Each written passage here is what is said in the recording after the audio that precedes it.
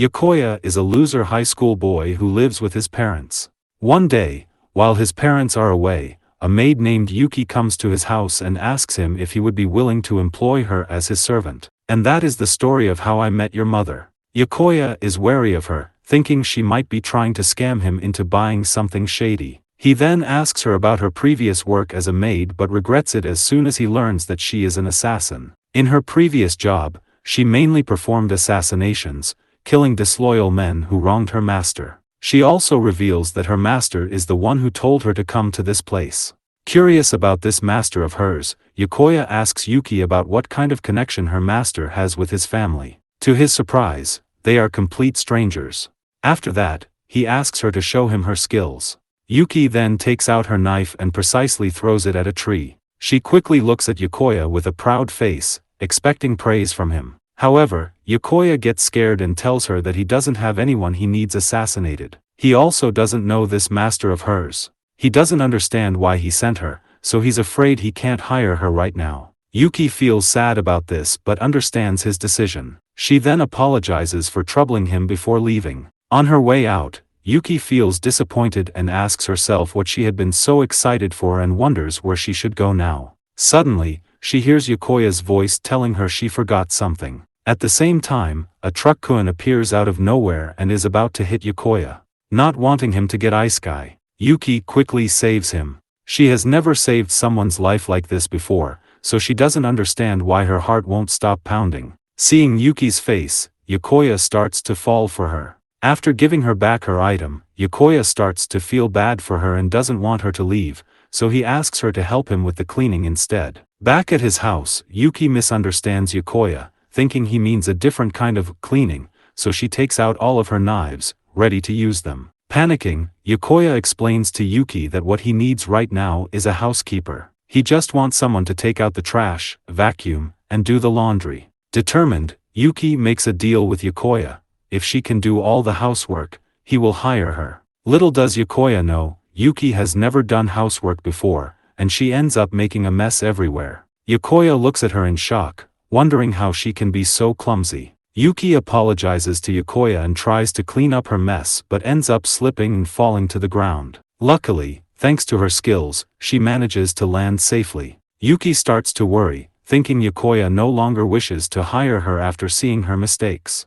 But he assures her not to worry. He then gives her a towel and encourages her to clean up together with him. Later, after they finish cleaning, Yokoya is impressed by how tidy the room is and praises Yuki for helping him, saying he couldn't have done it on his own without her. Hearing this makes Yuki really happy. Yokoya suddenly realizes he forgot to eat lunch, so he asks Yuki if she knows how to cook. Yuki makes a sad face, which makes Yokoya realizes she can't cook. So he reassures her not to worry because he already has the perfect menu in mind for dinner. He then tells her that she can relax and take a bath first. While taking a bath, Yuki keeps thinking about how Yokoya praised her and can't seem to get him off her mind. Meanwhile, Yokoya can't stop thinking about Yuki either. He doesn't know what to do and wonders if Yuki will come out of the bath wearing only a towel, only to be disappointed when she comes out fully clothed. In the kitchen, Yuki tries to show off her skills by shredding cabbage, expecting praise from Yokoya. He smiles nervously and brings out the food. He asks Yuki if she has ever eaten tonkatsu. She tells him she may have eaten something similar in the past, but she has little interest in food and doesn't remember much about it. To her, food has always been just something to sustain herself, so she never cared about its taste or appearance. Yokoya can't believe this and thinks it's a shame for her to see food that way. He's confident that her view will change once she tries this tonkatsu. After all, it's from Katsuda Side Dish Store, the pride of his town's shopping district. Not only is it cheap, but it's also delicious. Rumor has it that even famous celebrities secretly come for a taste of this tonkatsu. After preparing the food, Yokoya realizes he doesn't know Yuki's name yet, so he asks her. She tells him she doesn't have a name. In the past, her employers called her whatever they wanted, so she tells Yokoya he can call her whatever he wishes. Yokoya tries to come up with a name but gives up, admitting he's not good at it. So, he tells her he'll call her Ms. Servant for now. Yuki suddenly feels strange. She never cared about what people called her before, but now she doesn't want him to call her something that feels cold. She remembers how she became an assassin, the impression she gave her master was how cold her heart was. She doesn't want Yokoya to see her that way. As she eats, she still can't tell if the food tastes good or bad, but compared to before, she feels a warmth while eating. She tells Yokoya the food is delicious.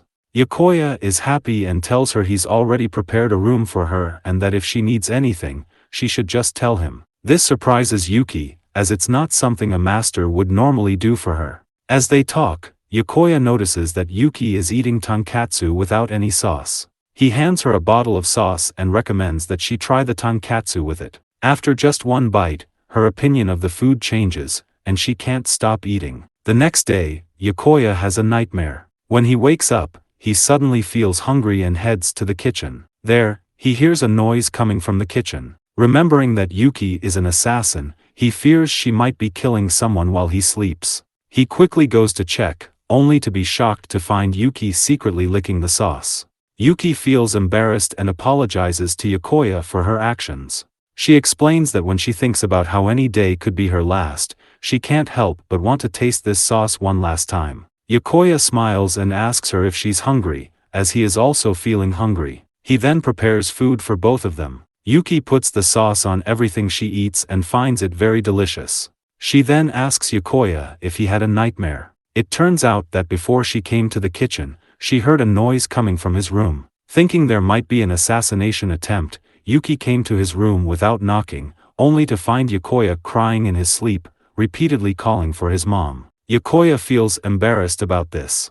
Seeing him like that, Yuki reveals that she also had a dream. In her dream, she got to talk with the tonkatsu sauce, which told her, "I'm this big, so no matter how much you lick it, it won't run out." Yuki was so happy about this, but unfortunately, when she went in for a lick, she woke up. Yokoya looks at her in disbelief. She continues, saying that even though she had this kind of dream, she still feels happy about it. Because up until now, her dreams have only been about killing or being killed, and she has never felt anything in particular from her dreams or from waking up. This is the first time she has ever felt like she wants to keep dreaming. When she saw him having a nightmare earlier, she felt a little sorry for him and wanted to make him feel better, but she didn't know how, which made her feel sad and unfulfilled. Hearing this makes Yokoya really happy. He tells her that he has that kind of dream every once in a while. But when he was young, he always had nightmares, and whenever he would wake up, he would end up crying. He could never get back to sleep without resting his head on his mom's lap. Yuki then gets an idea and offers her lap for Yokoya to rest on. Yokoya panics and initially refuses her offer, but after seeing how sad she looks, he gives in, which makes her really happy. If you've come this far, please consider liking and subscribing for more videos like this. Thanks.